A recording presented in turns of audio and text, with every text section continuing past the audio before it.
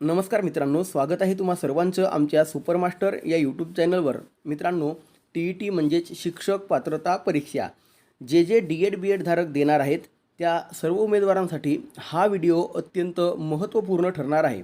आता हा व्हिडिओ मित्रांनो महत्त्वपूर्ण का ठरणार आहे तर 28 जून रोजी होणारी शिक्षक पात्रता परीक्षा पेपर क्रमांक 1 आणि पेपर क्रमांक 2 यामध्ये पेपर क्रमांक 1 साठी परिसर अभ्यास आणि पेपर क्रमांक 2 साठी सामाजिक शास्त्रे हा विषय कंपल्सरी असतो. आता यामध्ये काय असते तर इतिहास, भूगोल, राज्यशास्त्र, नागरिकशास्त्र आपण जे म्हणतो त्यावर आधारित आपल्याला प्रश्न विचारलेले जातात. तर मित्रांनो, आजपर्यंत ज्या शिक्षक पात्रता परीक्षा झालेल्या आहेत त्या परीक्षांचा आढावा घेऊन जे अत्यंत महत्त्वपूर्ण आणि संभाव्य प्रश्न आहेत अशा प्रश्नांचं संकलन करून आम्ही या व्हिडिओच्या सिरीजमार्फत तुमच्यापर्यंत पोहोचवण्याचा प्रयत्न करत आहोत.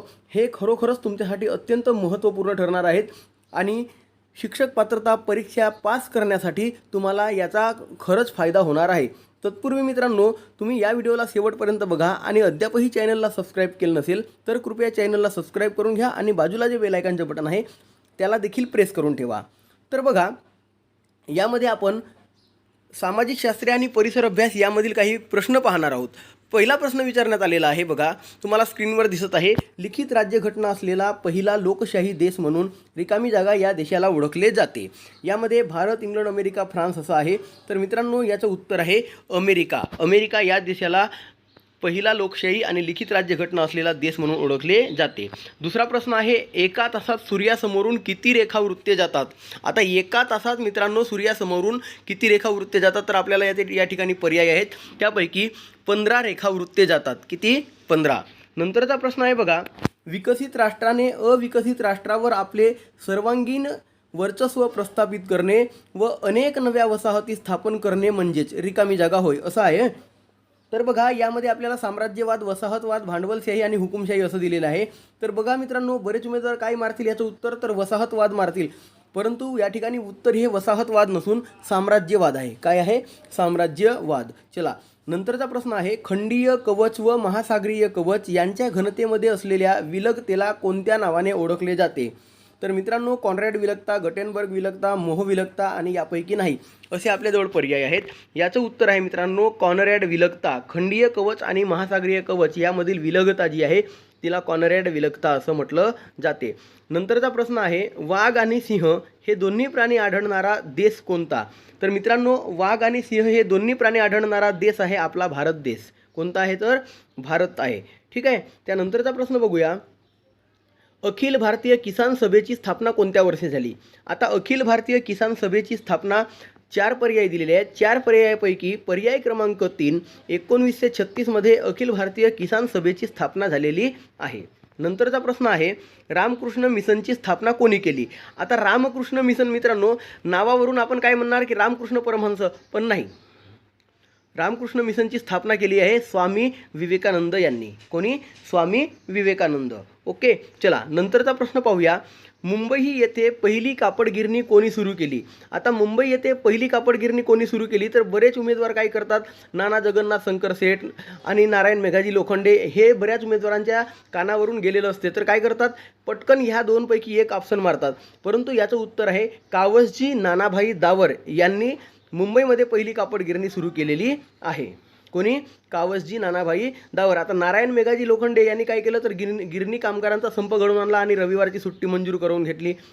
बरोबर आहे. नाना जगन्नाथ शंकर सेठ यांनी काय केलं तर मुंबई ते ठाणे पहिली ट्रेन जी धावली आहे त्या पहिल्या ट्रेन धावण्यामागे सर्वात महत्त्वपूर्ण वाटा ह्या नाना जगन्नाथ शंकर सेठचा आहे. आणि जमशेदजी टाटा तुम्हाला माहीतच आहे, जमशेदपूर पोलाद प्रकल्प. ओके. चला, नंतरचा बघूया, खालीलपैकी चुकीची जोडी कोणती? तर सतीबंदीचा कायदा लॉर्ड कर्जन, विधवा पुनर्विवाह लॉर्ड डलहौसी, इंग्रजी शिक्षण लॉर्ड मेकाले आणि दुहेरी राज्यव्यवस्था रॉबर्ट क्लाईव्ह. तर यापैकी मित्रांनो सतीबंदीचा कायदा लॉर्ड कर्जन ही चुकीची जोडी आहे. सतीबंदीचा कायदा हा जो आहे तो लॉर्ड विलियम बेंटिक यांनी केलेला आहे. कोणी? Lord William Bentinck. म्हणजे पर्याय क्रमांक 1 चुकीची जोडी असणार आहे. नंतरचा बघूया, रामोशी बांधवांनी कोणाच्या नेतृत्वात इंग्रजांविरुद्ध लढा दिला? आता जे रामोशी बांधव होते यांनी भारतीय स्वातंत्र्याच्या कालखंडामध्ये कोणाच्या विरुद्ध कोणाच्या नेतृत्वात इंग्रजांविरुद्ध लढा दिला आहे? तर उमाजी नाईक यांच्या नेतृत्वात रामोशी बांधवांनी लढा दिलेला आहे. कोणाच्या? उमाजी नाईक. पर्याय क्रमांक 4. नंतरचा प्रश्न आहे, पृथ्वीच्या गाभ्यामध्ये कोणती मूलद्रव्ये आढळतात? तर मित्रांनो, जो पृथ्वीच्या अंतरंगाचे 3 भाग आहेत, बरोबर ना, त्यापैकी सर्वात आतील भाग म्हणजे गाभा. तर गाभ्यामध्ये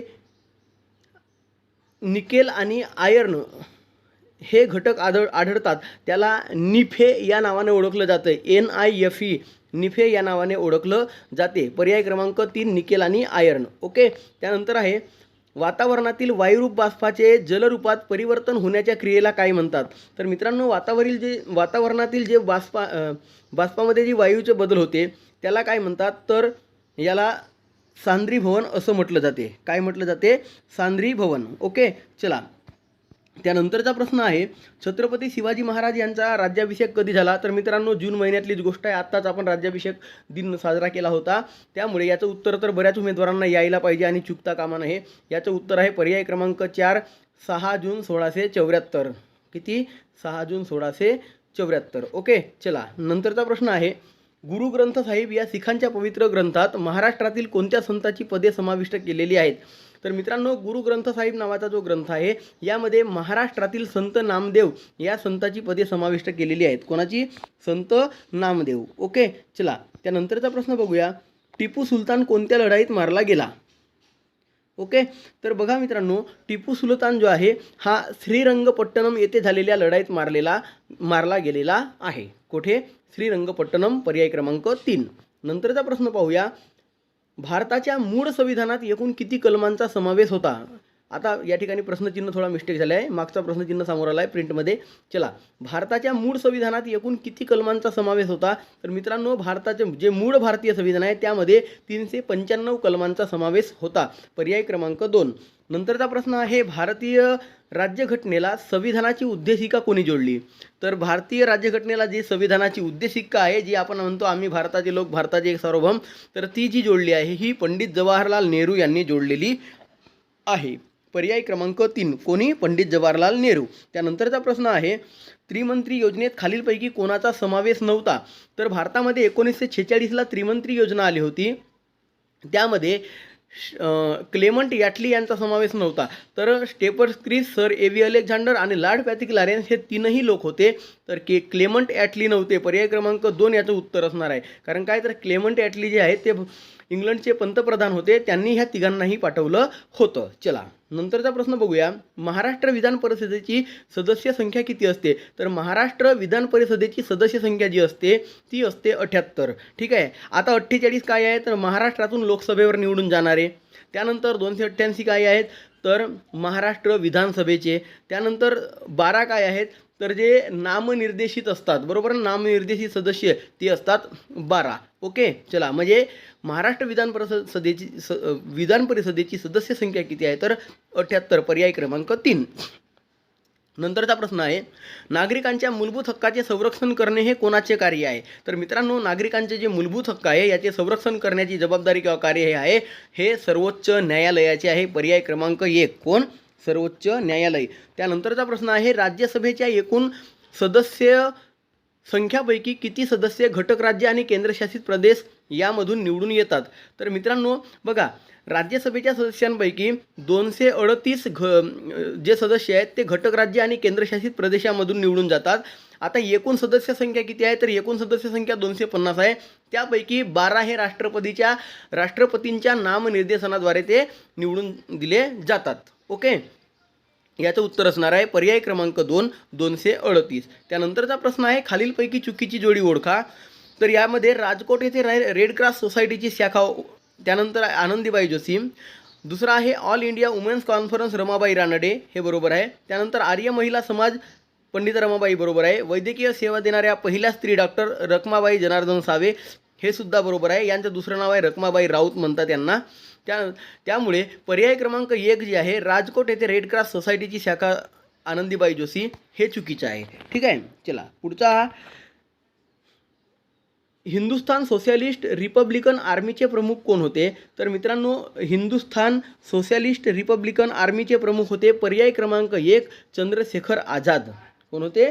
चंद्रशेखर आझाद. त्यानंतरचं आहे, छोडो भारत हा ठराव राष्ट्रीय सभेपुढे कोणी मांडला? तर मित्रांनो, छोडो भारत जो ठराव आहे हा राष्ट्रीय सभेपुढे पंडित जवाहरलाल नेहरू यांनी मांडलेला आहे. आणि छोडो भारतची चळवळ कोणाच्या नेतृत्वात चालली तर महात्मा गांधी यांच्या नेतृत्वात चालली. आणि छोडो भारत हा ठराव जेव्हा मांडला 1942च्या अधिवेशनामध्ये, त्यावेळी अध्यक्ष होते मौलाना अब्दुल कलाम आझाद. हे 1942च्या अधिवेशनाचे अध्यक्ष होते. तेव्हा छोडो भारत हा ठराव पंडित जवाहरलाल नेहरू यांनी राष्ट्रीय सभेपुढे मांडला होता. चला, नंतरचा प्रश्न आहे, गुजरातमधील धारासना सत्याग्रहाचे नेतृत्व कोणी केले आहे? तर गुजरातमधील धारासना सत्याग्रहाचे नेतृत्व सरोजिनी नायडू यांनी केले. कोणी? सरोजिनी नायडू. त्यानंतरचा प्रश्न आहे, 1853 मध्ये मुंबई येथे पहिली कापड गिरणी कोणी सुरू केली? मित्रांनो, हा प्रश्न पुन्हा रिपीट झालेला आहे. याचं उत्तर आपण मगाशी सांगितलं आहे, कावसजी नानाभाई दावर. ओके, चला पुढचा प्रश्न बघूया. चंद्र व पृथ्वी यामधील अंतर जास्तीत जास्त असतो त्या स्थितीला काय म्हणतात? तर मित्रांनो बघा, चंद्र पृथ्वीभोवती फिरताना कधी पृथ्वीच्या जवळ येतो तर कधी दूर जातो, बरोबर ना? मग या स्थितीला काय म्हणतात? तर मित्रांनो, जी जवळ असते त्या स्थितीला उपभू म्हणतात आणि दूर असते तेव्हा अपभू म्हणतात. तर प्रश्नामध्ये काय दिलेलं आहे की जास्तीत जास्त अंतर, म्हणजे याचं उत्तर होणार आहे पर्याय क्रमांक 4, अपभू स्थिती. ठीक आहे. आणि तुम्हाला जर जवळचं अंतर विचारला तर तुम्ही काय उत्तर देणार? उपभू. पण या प्रश्नाचं उत्तर आहे अपभू स्थिती. नंतरचा प्रश्न आहे, पृथ्वीच्या मधातून गेलेल्या काल्पनिक रेषेला काय म्हणतात? तर पृथ्वीच्या मधातून जी मधोमध गेलेली रेषा आहे त्या रेषेला विषुववृत्त असे म्हटलं जाते. कोणतं? विषुववृत्त. त्यानंतरचं आहे, कोकणात प्रामुख्याने रिकामी जागा ही मृदा जास्त प्रमाणात आढळते.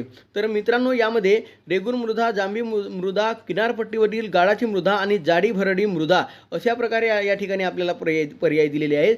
तर कोकणामध्ये जांभी मृदा या प्रकारची मृदा जास्तीत जास्त आढळते. ओके, जांभी मृदा ही कोकणामध्ये जास्तीत जास्त आढळते. तर अशा प्रकारे मित्रांनो, परिसर अभ्यास आणि सामाजिक शास्त्रे या विषयातील महत्त्वपूर्ण IMP आणि संभाव्य 30 प्रश्न आपण या व्हिडिओच्या सिरीजमधून पाहिलेले आहेत. अपेक्षा करतो की यामधील प्रश्न परीक्षेमध्ये यायला हवे आणि त्याचा तुम्हाला नक्कीच फायदा होईल. मित्रांनो, जर तुम्हाला व्हिडिओ आवडला असेल तर व्हिडिओला एक लाईक जरूर करा. आणि अद्यापही जर तुम्ही आमच्या चॅनलला सबस्क्राईब केलं नसेल आणि नवीन असाल तर कृपया चॅनलला सबस्क्राईब करून घ्या. आणि बाजूला जे बेल आयकॉनचं बटन आहे त्याला देखील प्रेस करून ठेवा, जेणेकरून अशाच महत्त्वपूर्ण व्हिडिओची लिंक तुम्हाला सर्वात आधी मिळत जाईल. भेटूया पुढील व्हिडिओमध्ये.